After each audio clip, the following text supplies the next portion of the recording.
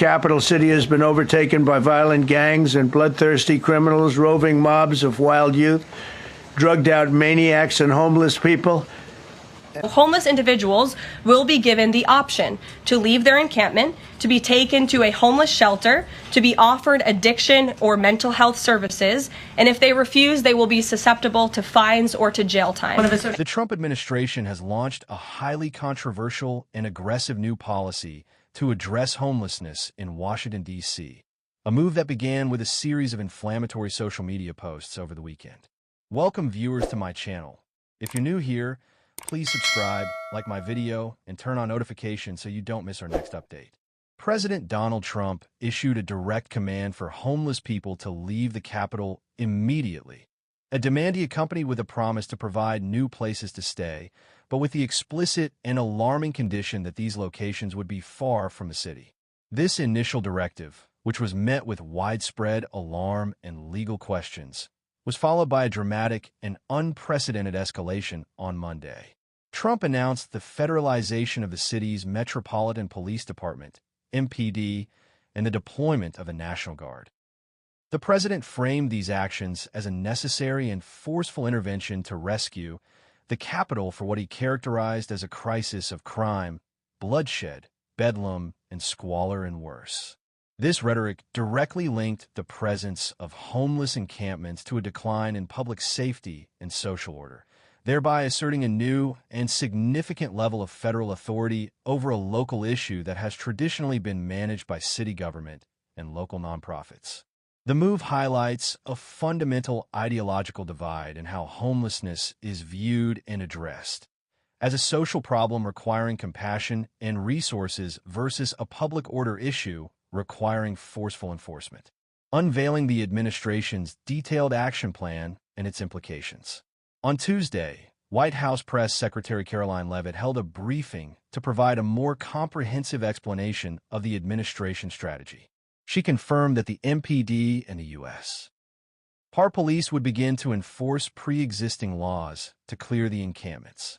Leavitt presented the plan as a series of choices for homeless individuals, contrasting voluntary compliance with potential legal repercussions. The three primary options she outlined were relocation to a homeless shelter, with the promise of access to a range of support services, including addiction or mental health counseling. This option frames the response as a social service, but its critics question the availability and quality of these services. Legal penalties, such as fines or jail time, for those who refuse to comply with the directive to move. This option effectively criminalizes homelessness for those who do not or cannot accept the alternative offers, potentially trapping individuals in the justice system. Forcible removal to a location far away from the city, a possibility that Leavitt explicitly stated was still under active consideration by the administration. She offered no specifics on the legal authority for such an action, how it would be logistically managed, or what the final destinations for these individuals would be. This particular point raised serious questions about civil rights, due process, and the potential for forced state-sponsored displacement, which could violate constitutional protections against cruel and unusual punishment or interstate travel. This policy is being implemented against the backdrop of an all-time high in national homelessness, as reported by the Department of Housing and Urban Development. In Washington, D.C., specifically, the number of people experiencing homelessness has risen to 5,616 in 2024, a significant increase from 4,922 in 2023. However, a D.C. official noted that the overall count of people experiencing homelessness in the district has actually decreased by 9% this year, thanks to local initiatives. The city has also provided information about its capacity to assist, with Deputy Mayor Wayne Turnage stating that there are over 1,100 beds in the single adult shelter system, and that this capacity can be increased as needed to accommodate anyone who wants to come inside. The city's data and resources suggest a different narrative and approach than the one presented by the White House, highlighting a significant divergence in priorities and strategies. Widespread criticism from local officials and advocacy groups.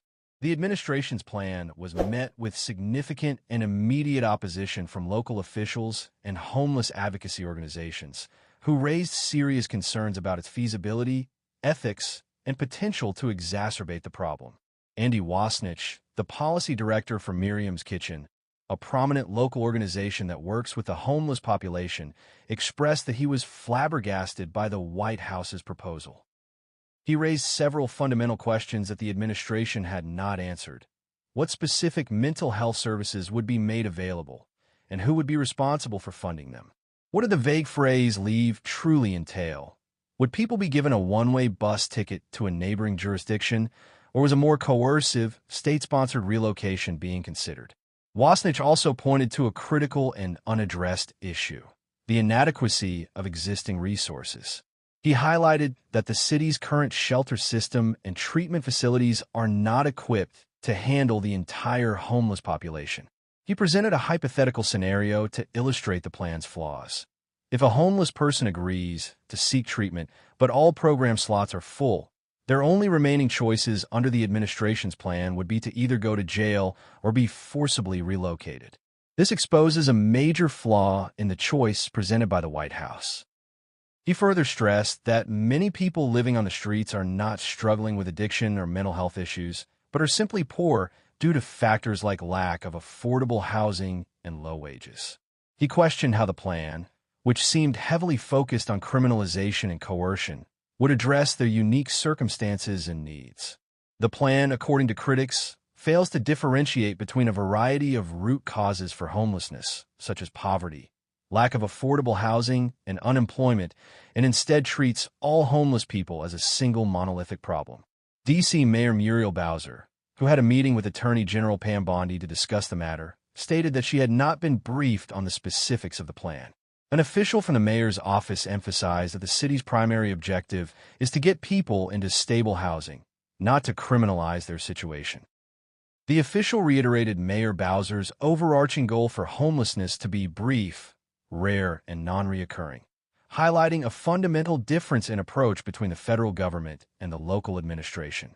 While the federal plan appears to be focused on rapid removal and public order, the city's approach is centered on social services, compassionate engagement, and long-term solutions aimed at helping people regain stability. The current situation on the ground and next steps. As of Tuesday, homeless advocates told NBC News that they had not yet observed any widespread, coordinated actions against people living on the streets, but they were preparing for potential enforcement. The White House confirmed that the 2 remaining homeless encampments in federal parks, which fall under the jurisdiction of the Park Police, were scheduled for removal this week. This latest action is part of a larger, ongoing trend. A White House official revealed that 70 encampments have been cleared since Trump signed an executive order in March directing the National Park Service to remove them. The city of Washington, D.C., has its own existing protocols for coordinating with the federal government to clear encampments, which include providing access to shelters and hospitals. It was noted that one specific encampment, near Peace Street, NW, had already been slated for removal prior to the president's most recent announcement, suggesting that some of the actions are part of pre-existing city plans. The entire situation underscores a significant and growing tension between the federal and local approaches to addressing the complex and deeply rooted issue of homelessness in the nation's capital. The federal plan, with its focus on rapid and potentially coercive clearing of encampments, stands in stark contrast to the city's stated goal of providing long-term, stable housing solutions. The implementation of this new federal policy is expected to face significant legal and logistical challenges, as well as continued opposition from local officials and advocacy groups, who may pursue legal avenues to protect the rights of the city's homeless population.